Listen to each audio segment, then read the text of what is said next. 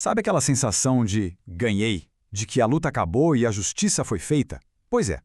Mas e se essa vitória fosse só o começo de uma outra batalha, uma bem mais longa? Aqui no Brasil, para muita gente que vence um processo trabalhista, a história está só começando. Vamos pensar nisso. A gente imagina que ganhar um processo é o ponto final, um alívio. Mas na realidade da justiça do trabalho brasileira, essa vitória é muitas vezes só a primeira linha de chegada. Depois dela, começa uma verdadeira maratona de procedimentos para transformar o direito que está no papel em dinheiro na conta. E aqui está o coração do problema.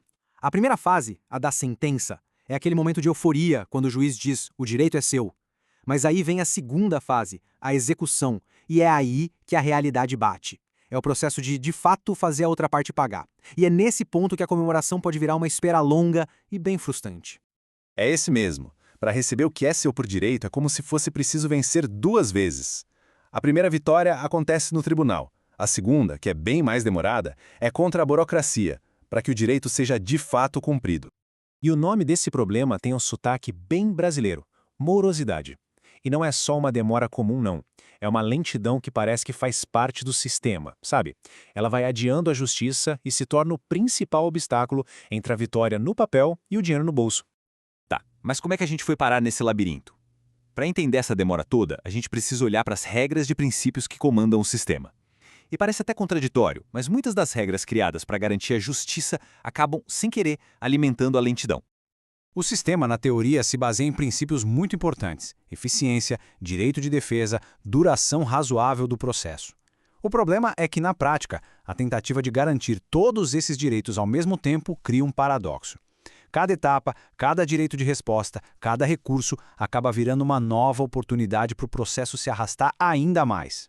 Outro ponto que é fundamental é o tal do ônus da prova. A regra é clara: quem acusa tem que provar. Se uma pessoa entra com uma ação trabalhista, por exemplo, não basta dizer que tem um direito. É preciso apresentar documentos, levar testemunhas, mostrar e-mails, enfim, tudo que possa comprovar a sua versão dos fatos. E olha só este exemplo prático que foi tirado de um gabarito da prova da OAB. A orientação é direta. Se alguém alega que foi coagido a assinar alguma coisa, não basta afirmar, tem que provar o que a lei chama de vício de vontade. Isso mostra direitinho como o ônus da prova é a chave para aquela primeira vitória, a da sentença. Ok, a primeira etapa foi vencida, o direito foi provado. E então, chegamos ao que uma pesquisa acadêmica identificou como o maior gargalo de todos. Um ponto onde a engrenagem da justiça parece que simplesmente trava. Parece a parte mais fácil, não é mesmo? O juiz já decidiu, agora é só calcular o valor. Mas é exatamente aqui, na fase de liquidação da sentença, que a justiça trabalhista encontra seu maior gargalo. É o momento em que a morosidade mostra sua verdadeira força. E este número, que vem de um estudo de caso real, é assustador. 13 meses. Um único processo levou mais de 1 ano apenas para que o valor final da dívida fosse calculado. 1 ano inteiro para fazer contas. E a complexidade por trás dessa demora é enorme. Aqueles 13 meses não foram de um processo parado. Muito pelo contrário, eles envolveram pelo menos 23 atos processuais. São 23 etapas, como notificações e despachos que consumiram tempo e dinheiro. Vamos entender esse ciclo. Primeiro, o vencedor apresenta sua conta. A parte perdedora contesta. O juiz então chama um perito para fazer um cálculo neutro. Mas a história não acaba aí. As duas partes podem contestar o cálculo do perito. No fim, o juiz decide o valor, mas até essa decisão pode ser contestada com um recurso. É um labirinto de idas e vindas. Diante de um cenário desses, fica claro que alguma coisa precisa mudar. A boa notícia é que já existem propostas e movimentos para tentar quebrar esse ciclo de demora e tornar a justiça mais ágil. A pesquisa acadêmica que a gente está analisando propõe uma mudança radical. Em vez desse vai e vem todo, a ideia é centralizar. Os cálculos seriam feitos diretamente por servidores da própria vara do trabalho, que são especialistas nisso, e seguindo critérios já definidos pelo juiz na sentença.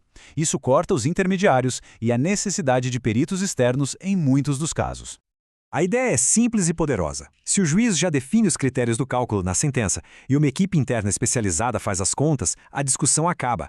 O foco muda de como calcular para simplesmente calcular, o que pode eliminar uma infinidade de recursos. E essa busca por eficiência não é um caso isolado, não. O judiciário como um todo está se movendo. Um exemplo é a reforma no sistema de recursos do TST, que começa a valer em 2025. A meta é clara: filtrar melhor os casos que chegam ao Tribunal Máximo, garantindo decisões mais rápidas e consistentes para todo mundo. Depois de analisar todo esse labirinto de procedimentos, a pergunta que fica é: qual o impacto real de toda essa demora? Por que essa espera é tão significativa? Essa citação da pesquisa que a gente usou como base vai direto ao ponto. A gente está falando de dinheiro para comer, para pagar o aluguel, são salários, férias. Como falar em dignidade se a pessoa precisa esperar anos para receber o que é essencial para sua sobrevivência? No fim das contas, a discussão vai muito além de prazos e procedimentos. O que está em jogo é a própria credibilidade da justiça. Porque de que adianta ter um direito reconhecido em uma folha de papel se não há um caminho viável e rápido para que ele se materialize na vida de quem precisa? A efetividade do processo é o que dá poder ao direito. E no fim, tudo se resume a uma verdade universal no direito: justiça que tarda, falha. O desafio de ser rápido, sem abrir mão da justiça, não é só do Brasil. Fica a pergunta: quantos sistemas de justiça no mundo realmente conseguem entregar o que prometem, na hora que as pessoas mais precisam?